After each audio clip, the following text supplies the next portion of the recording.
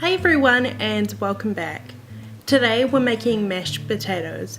You might think it's pretty simple to make, but there are a few tips and tricks to get it perfectly smooth, creamy and fluffy. So if you want to learn how to make the best mashed potato, then let's get started. The most important thing to making mash is using the right potatoes. There are three overall different types of potatoes: waxy, in between and starchy.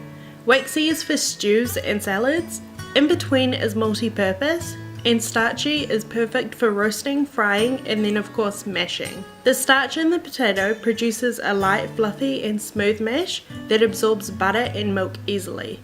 Whereas the waxy potato is difficult to break up, so it won't get perfectly smooth and the mash will turn out quite stodgy. If this is all too much information about potatoes for you, luckily most stores label the potatoes with which cooking method it is best for, so pick up the roasting kind. I'm using 3 large sized potatoes for this recipe, which will be enough to serve 4.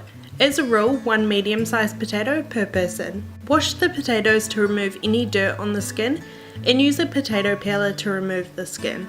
You can make mash with the skin still on, but I much prefer the texture if it's removed.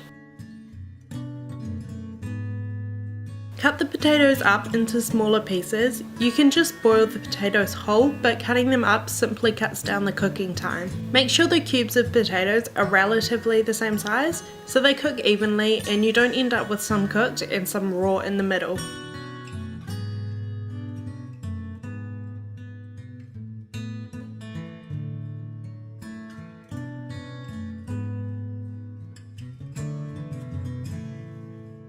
I like to give the potatoes a quick rinse and then place them into a saucepan.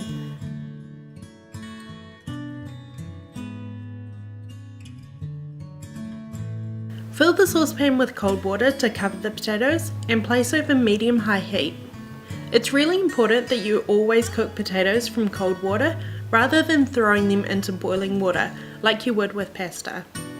This gives the inside of the potatoes more of a chance to come up to the same temperature as the outside, and also a longer time for the starch to soften. Cook the potatoes until extremely tender and nearly falling apart. This took about 20 minutes for me, but of course it depends on the size of your potatoes. Drain the water in a colander and shake to remove as much water as possible.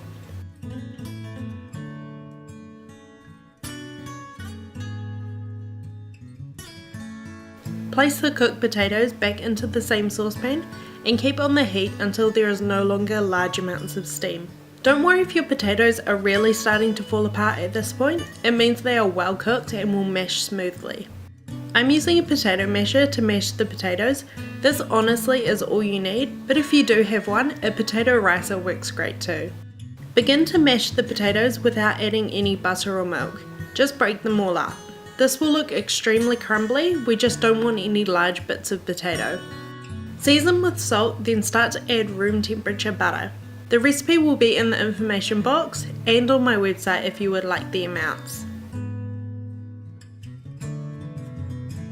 It's important that the butter is at room temperature as we don't want to cool down the potato, as this will turn the mash extremely gloopy and unappetizing.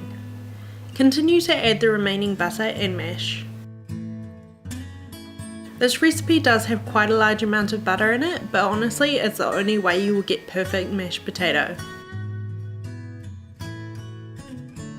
Next is milk. Make sure you have warmed up your milk. Never use cold milk as this will change the consistency of the potato.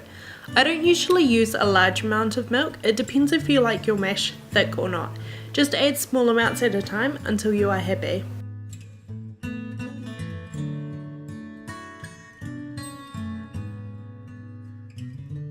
And lastly, give it a taste. It should be silky smooth, creamy and fluffy. Taste for seasoning. If it needs more, add salt or pepper.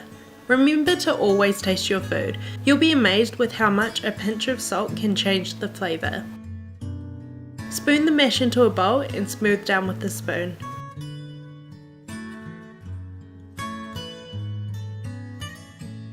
I'm adding chives to make it look pretty, but it really doesn't need anything else. I hope you found this video helpful. Let me know if you make it. If you haven't already, take a look at this recipe for chocolate salted caramel tart. Thank you for watching, and I will see you in my next video. Bye!